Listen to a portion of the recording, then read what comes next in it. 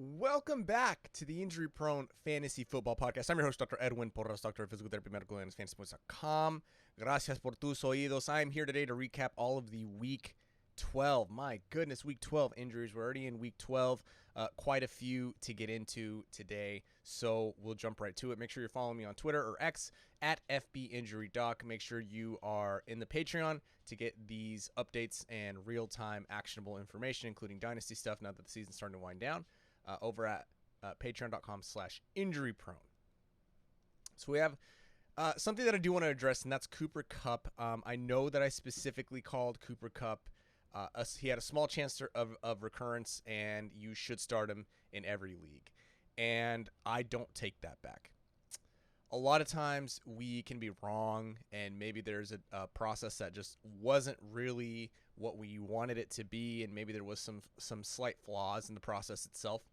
But, you know, when it comes to guys like Cooper Kupp, Jamar Chase, all these guys, Justin Jefferson now on the way back, when they're active, you're hard-pressed to start somebody else. So if you started Cooper Kupp this week, don't feel bad about it. The re-injury rate was less than 10% for something like a lateral ankle sprain. It just happened for him. Unfortunately, that's what happens. You live with the result. He's got another week to recover, recoup, and honestly, they didn't really need him this game. They handed the ball off to Kyren Williams, and Kyren Williams really took over. So they didn't need Puka Nacua either. And if you would have told me they would have scored 30-plus points and Tyler Higbee'd have 2 touchdowns, then I wouldn't have guessed that either, right? This was a weird game. Don't feel bad. Don't panic on Cooper Kupp. Hopefully you're still in contention. But you got to keep starting him.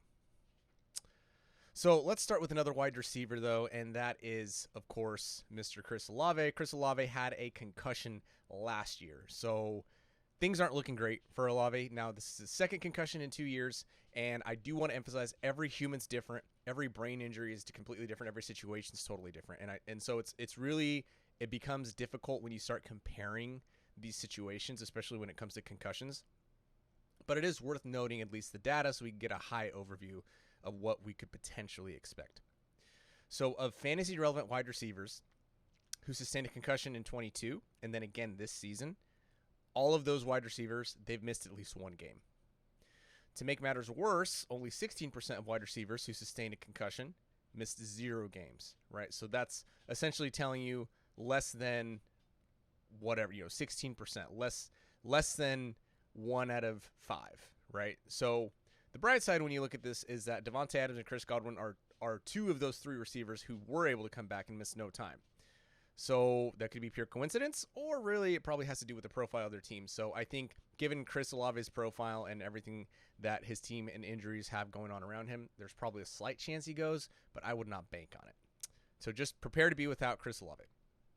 And if he's in the lineup, then you're extremely happy with that. His teammate, Rashid Shaheed, dealing with a thigh or quad strain.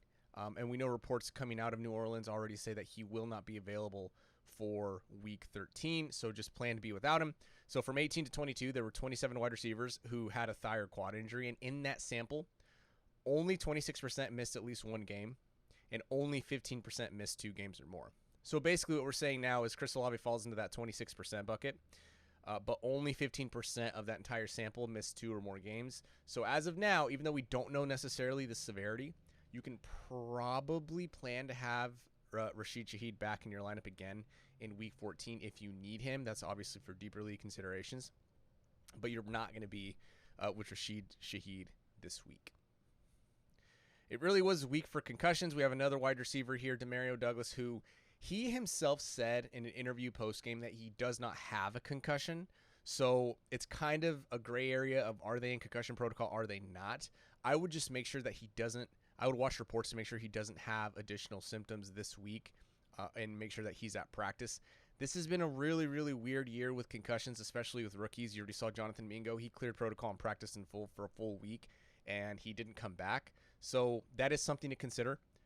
Understanding that there's still a chance that these guys aren't going to make it to play. So just let that be on your radar. But as of now, we assume Demario Douglas is going to be back. But again, because this is his second concussion this season, weirder things have happened with guys like KJ Osborne and Jonathan Mingo. So just pay attention to the reports and then his practice status. Last receiver here before we get to one more quarterback, Amari Cooper. Right, so Cooper was ruled out with a ribs injury, and his X-rays were reportedly negative, which that doesn't always really tell us a lot.